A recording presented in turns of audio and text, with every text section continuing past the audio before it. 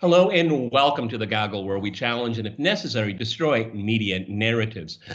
On this edition of the podcast, what would a Biden foreign policy look like if he was elected? I'm Peter Lavelle, and I'm joined by George Szamuely and Marcus Papadopoulos.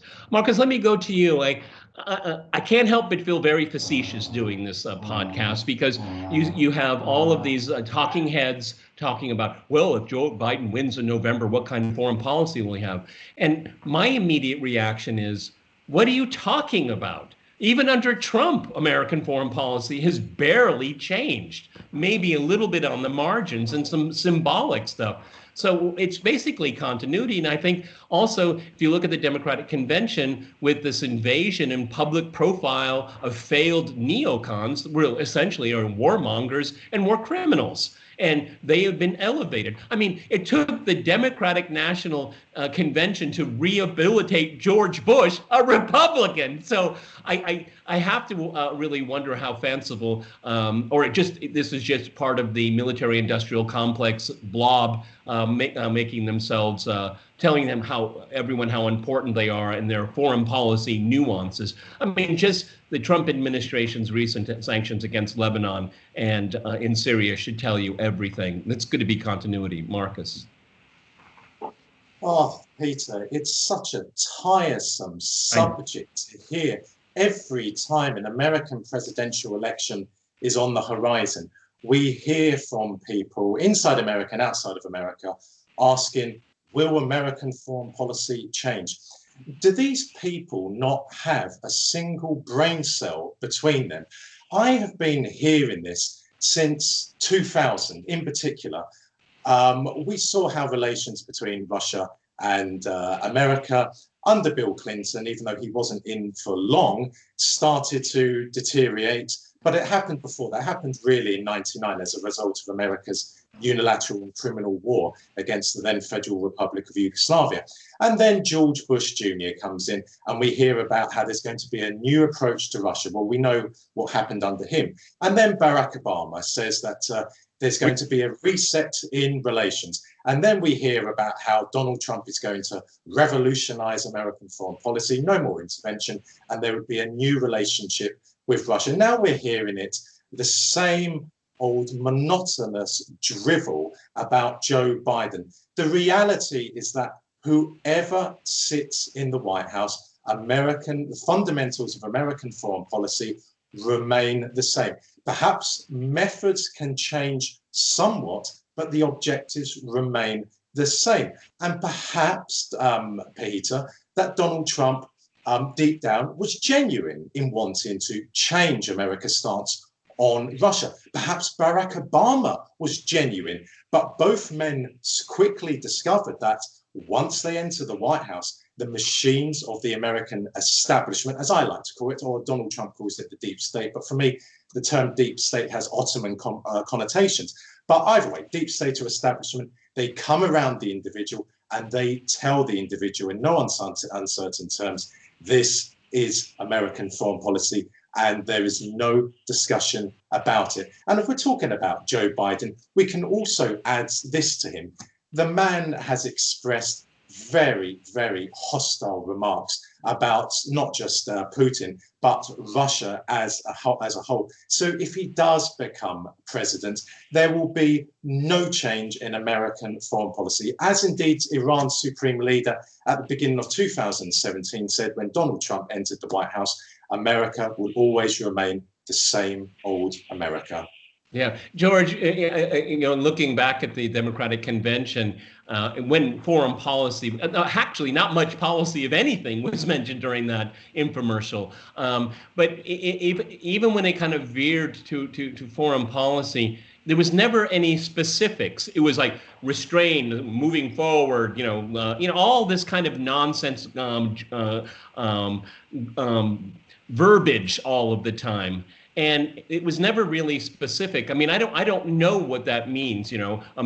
America must always lead. What does that mean? Lead into war? Okay. And the interesting thing is we've had three election cycles, and the public has rejected this But it continues on, and Marcus is right. I kind of like the deep state because it does have Ottoman Empire connotations, because I think it's kind of like that.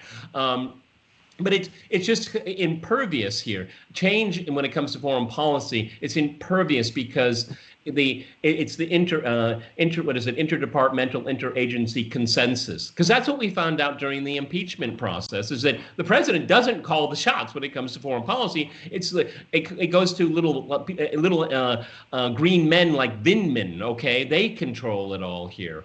So, I mean, again, spilling all this ink about what kind of foreign policy Joe Biden might have. I mean, Susan Rice will probably be his right-hand person. Yes. What's interesting is that Biden is the first campaign in quite a long time to promise no change but a restoration to the status quo, because at least in the past you had Trump, obviously, Obama as well, who promised a change. Even George W. Bush somehow promised a nation building, somehow a humbler foreign policy. Biden promises another. Biden says, yes, restoration of the status quo, restoration of American leadership. And if you look at the people who are around Biden, Antony Blinken, Michelle Flournoy,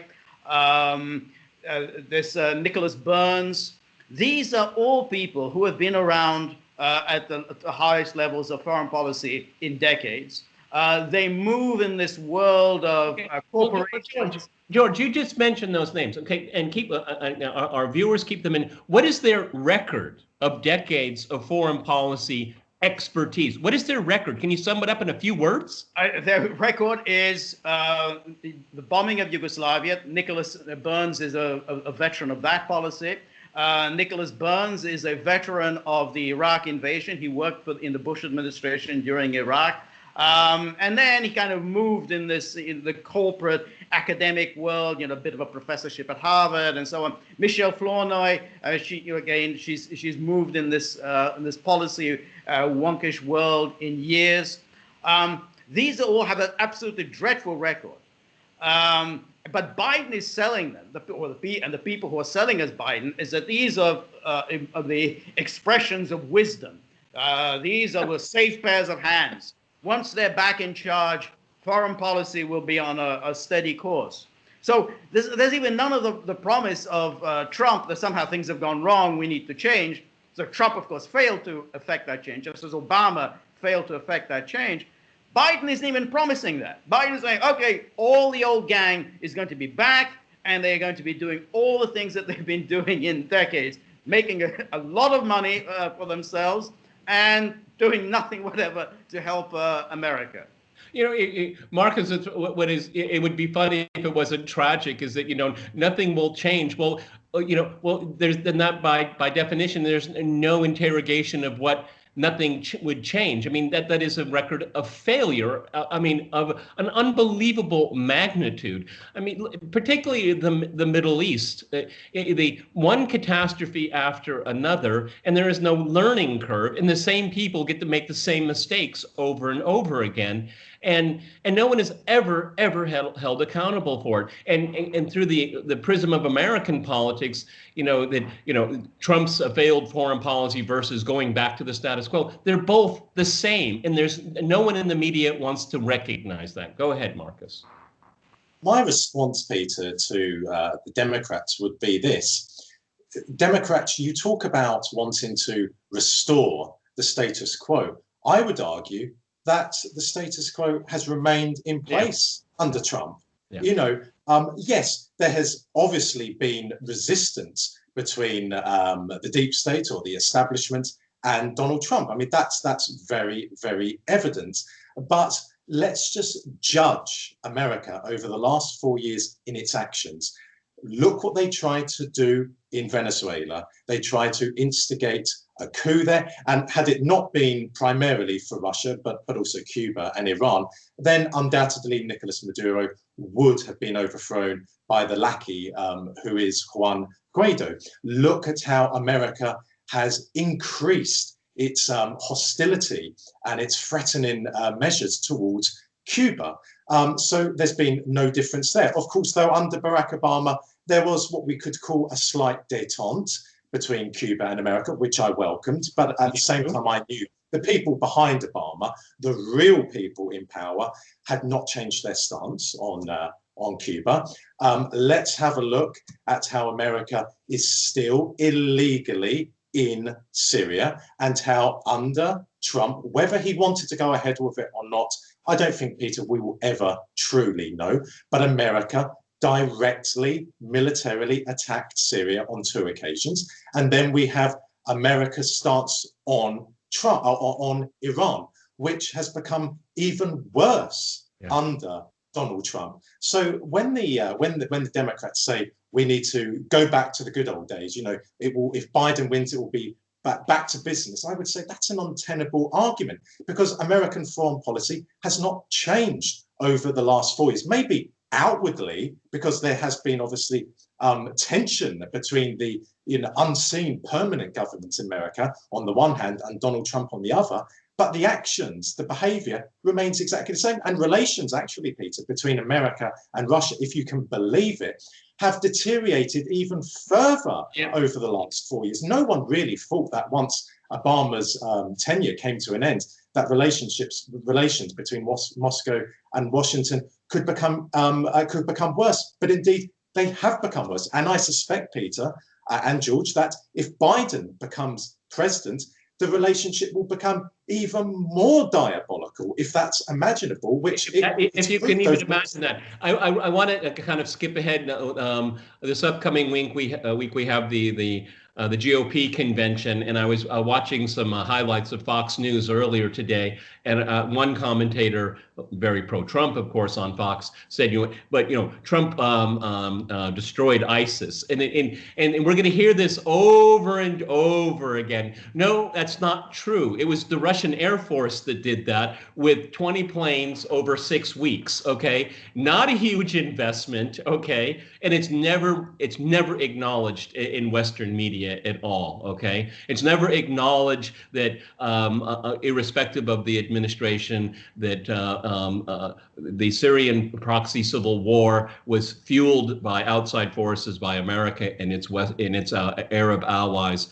It's never acknowledged here. So what we're going to all do is keep an eye on what's going to happen here, because I'm going to be very interested in how the GOP is going to try to say they did something different and they won't have the status quo. It means they're going to tie themselves up into a pretzel, because it won't make any sense at all.